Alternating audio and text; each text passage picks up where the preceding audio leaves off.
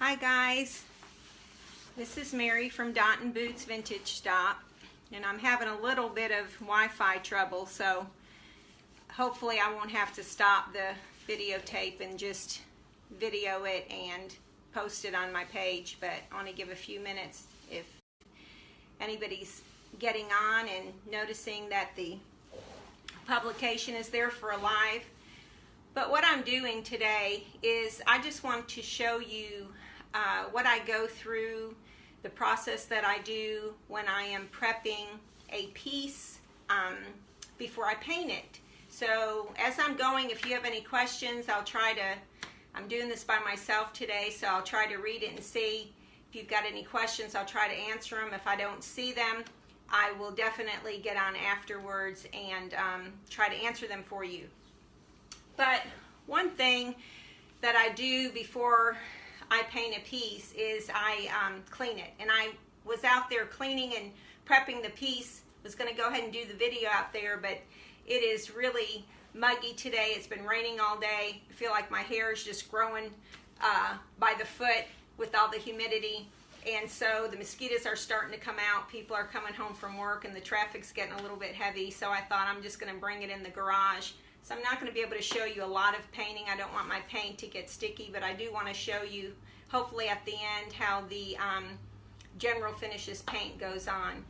But one thing that I do in prepping a piece is I fill a bottle with denatured alcohol and water, and I will go ahead and do this whole spray bottle because I will use this from piece to piece. Every piece that I do, I prep this way, and so I will just spray my piece down in sections. I don't necessarily spray the entire piece, but I'll spray the top, and then I'll take a Scotch-Brite pad and I will go ahead and scrub it with the Scotch-Brite pad. And this is going to get rid of any wax residue that's on there, any food that's on there. When you get a vintage piece, which I love this, I have never seen an MCM drum table before, so I'm excited about doing this piece. This is just an awesome piece, which I love drum tables anyway, but this is just cool with being mid-century modern. But I'll go ahead and spray it, clean it with the Scotch-Brite pad, get the residue off of there, and because paint is not going to stick to a piece that is not clean. And then I will go ahead and take a damp cloth and wipe the piece down. And you don't want to get that cloth too wet. You don't want to soak your wood.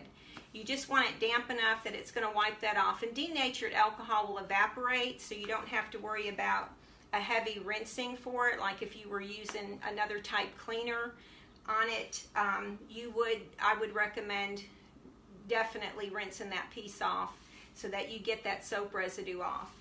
So after I do the denatured alcohol scrub and wipe it down, then I am ready to sand it. And these are those wonderful sanding pads that I talked about in another video. They come in this size, but and General Finishes carries these. They come in this size, but I will go ahead and cut them in half, and then I will write on there if I'm working with poly, if I'm working with paint, if I'm working with primer. And the reason I do that is, say this piece was like one of the white chairs that I had done the other day, and I grabbed a sanding pad that I was sanding in between coats on black or brown or the coastal blue, and the little flecks were on here, and they got on my final finish. I would not be a happy camper. So I always try to write on the back of mine not necessarily the color, which sometimes I will do that. I will say black or gray or navy, but I will definitely say paint, primer, or poly. So you take that this is 220 grit sanding pad, and I love these because they are so flexible. And you just rough up your finish. I mean, you go over the whole thing with the sanding pad. And what's nice about this is this does bend and cuff around here.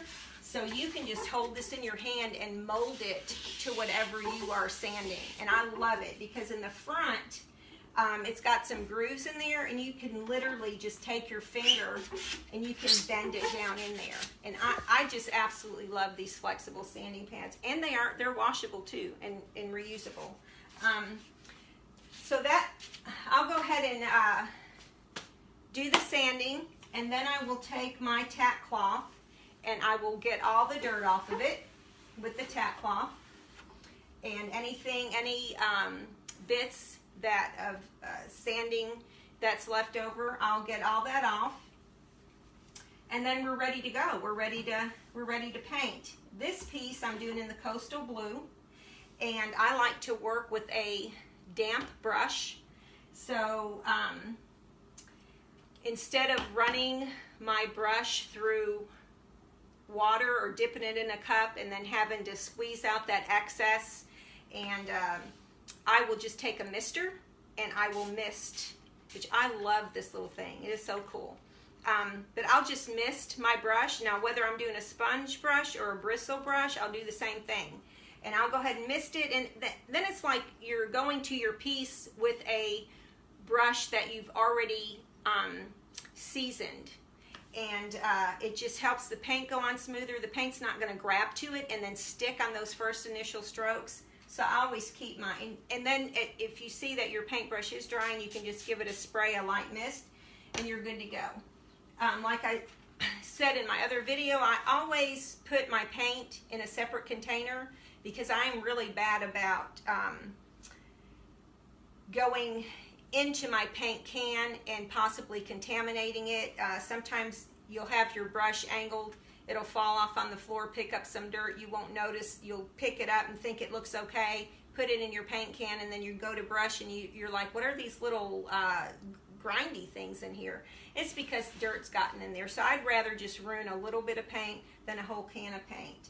So I just dip that sponge brush in there, and I will say, if I were painting this and I weren't on video, because there's just not a lot of room here, I would turn this piece upside down. And my first coat, I would paint with it being upside down, and then I would flip it over for my second coat and paint it right side up. And that just lets me make sure I'm not missing anything. I'll do that with chairs too. Now, I won't do that with a whole dresser or chest of drawers. I'm not turning that upside down, but I will do end tables or small tables or chairs. And that way you're just getting every inch covered and you're not missing anything. So I just want to show you how well this Coastal Blue goes on. I'm going to paint a little bit on, and then I'll bring you up close and show you. And if you're in the Huntsville area, I have some General Finishes paint at the Twisted Tree in Madison. I don't have every color out there, but I have a good bit. And I also have General Finishes chalk style paint, and I do have some of the sanding pads there, and some chip brushes and some tack cloths there. So if you're interested in any of that, give the Twisted Tree a visit, stop on by and get you some paint and brushes and sandpaper. And if you're there, let me know, like the page. I can see the hearts or the likes go up. If you have any questions, go ahead and put those in. And let me go ahead. I've got the one coat started on here, and I'm just going to come back. I'm a messy painter, so I will go ahead and tape off the feet on here. I'm thinking of doing this in the Coastal Blue and then doing gold on the feet, gold on the hardware, and I'm leaning more towards staining this top, so I'm not going to paint this top just yet because I may go ahead and take it down to the raw wood as I was sanding it. It's a beautiful blondish color under here, so I may go ahead and stain it. But let me go ahead and show you what this coat looks like on here, just on the one leg. And General Finishes gives such good coverage. So let me go ahead and, I'm sorry, I'm doing this by myself, so I'm trying to get you, and there is some glare on there, but that is such, it looks a little more royal on here, but it is a navy. It is a navy, and I'll just go ahead with the sponge brush and get it up on there. And you don't need to play with it too much. It's better to go ahead and put 2 light coats or 3 light coats than 1 heavy coat that doesn't dry evenly, and that can start to peel or get gummy, especially in this humidity. So that's one reason why I'm real careful in just doing it thin, because I may have to, depending on what this weather's like, even sand it and then add the other coat to it. I want to say too, with the drawer, and I think on the video or on the picture that I posted, it did show the little chip on there.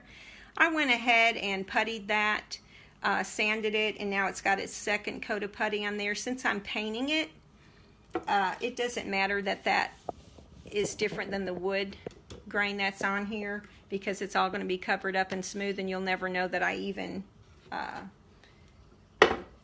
fixed it. So I hope this helps. My goal is to help you to become a good painter and be successful. And some of you might think, oh, I can't do that, but you can. Everybody started somewhere, and I'll be honest, General Finishes paint goes on so smooth and easy and has such good coverage that anybody can get this paint and a paintbrush and go to town on a piece. But if I can help you in any way, just message me. Like I said, make a comment on the bottom, and I'd be glad to help you with your journey to the painting world. So have a good evening. Thanks for joining me.